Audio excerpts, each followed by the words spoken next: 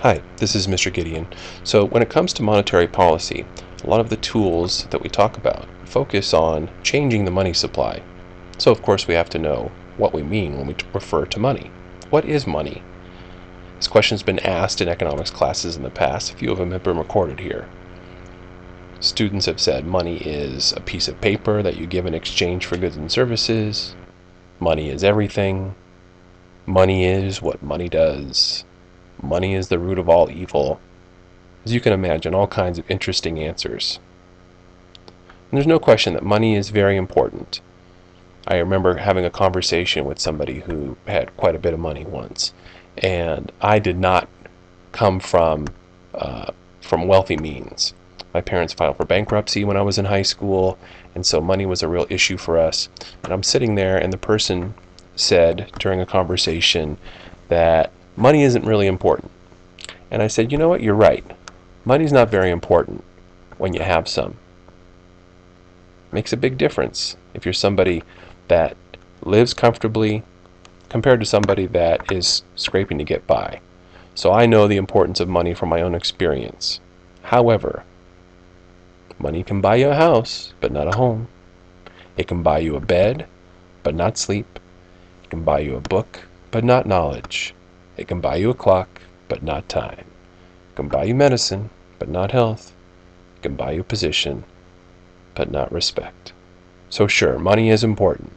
I have experienced the importance of money in somebody's life, but it can't buy you happiness. I know it's corny, but that being said, let's move on and let's really talk about what money is.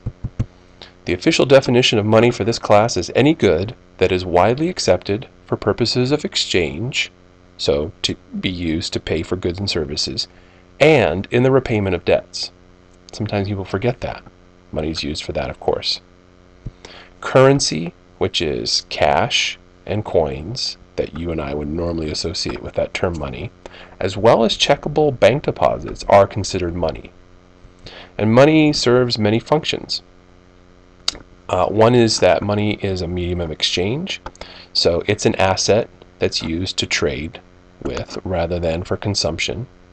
You don't consume it, you use it as a medium to decide, what terms you're going to use to trade. It stores value, which is hopefully something that doesn't fluctuate too much with time. It holds purchasing power over time.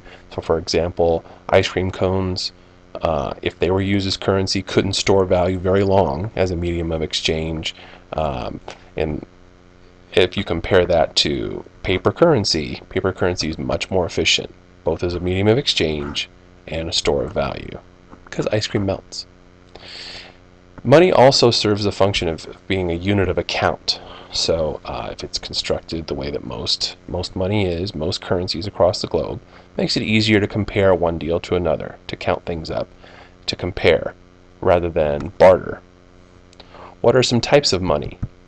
Well, there's commodity money, which has intrinsic value and other uses. For example, gold, silver, and yes, cigarettes.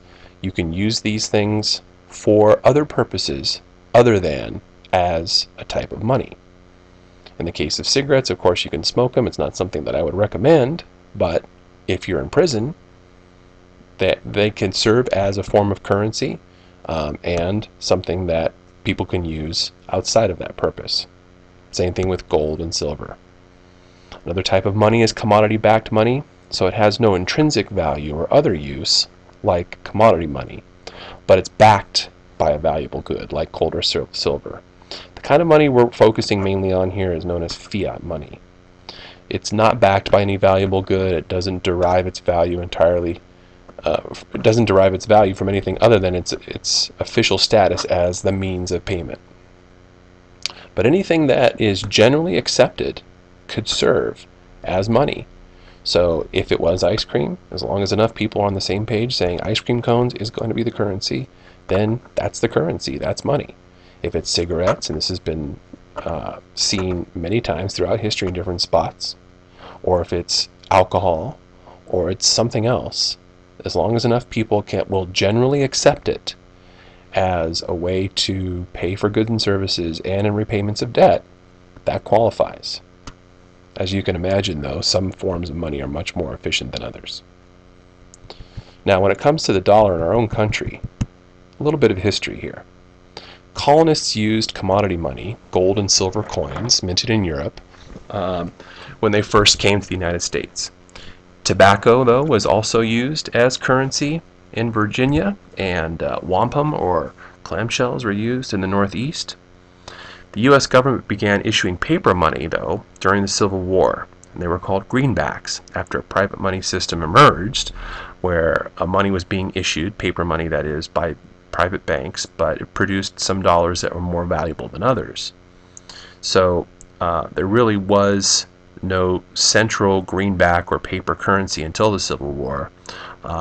Later on, in 1873, it was fixed and guaranteed in terms of gold, also known as the gold standard. In 1933, Franklin Delano Roosevelt broke that link between dollars and gold, and after restoring the link a few years later, the link was finally dropped for good in August of 1971.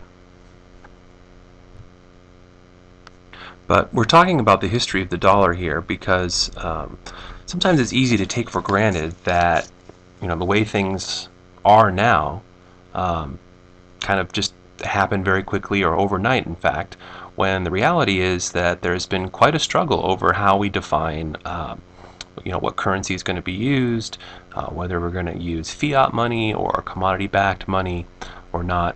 At this point, I do want to give you a little bit of background about the history in our own country about whether or not to get off the gold standard or to stick with it. And you can make up your own mind, but some people believe that there's a lot of symbolism in the Wizard of Oz story that's related to the real-life struggle over what form of currency to use in the United States.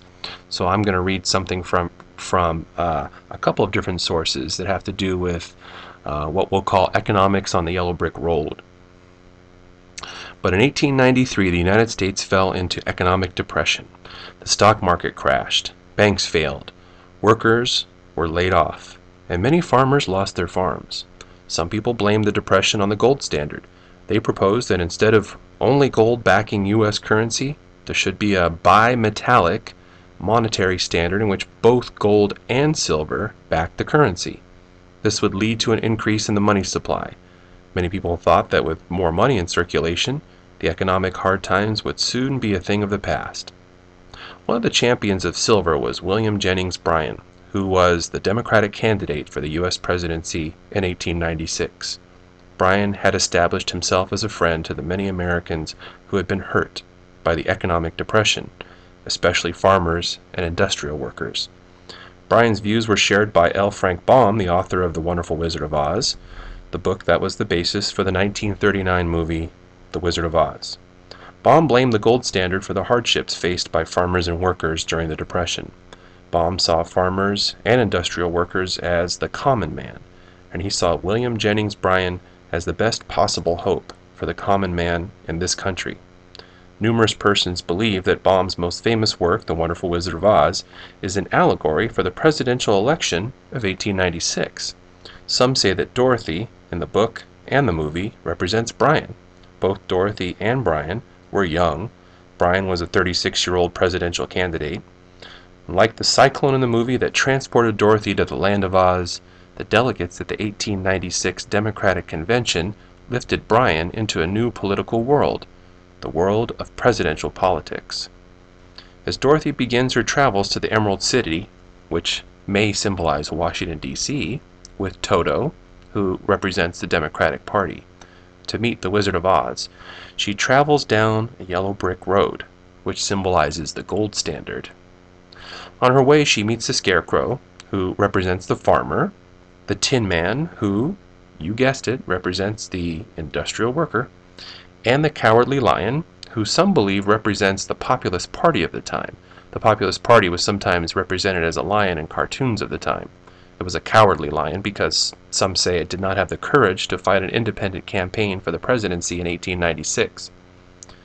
But the message is clear. Bryan, with the help of the Democratic and Populist parties and the votes of the farmers and the industrial workers, will travel to Washington. But then, when Dorothy and the others reach the Emerald City, they are denied their wishes. just as Bryan is denied the presidency. He loses the election to William McKinley. But all is not over. There is still the battle with the Wicked Witch of the West, who wears a golden cap. Well, that's how it was in the book. And that golden cap, of course, symbolizes the gold standard.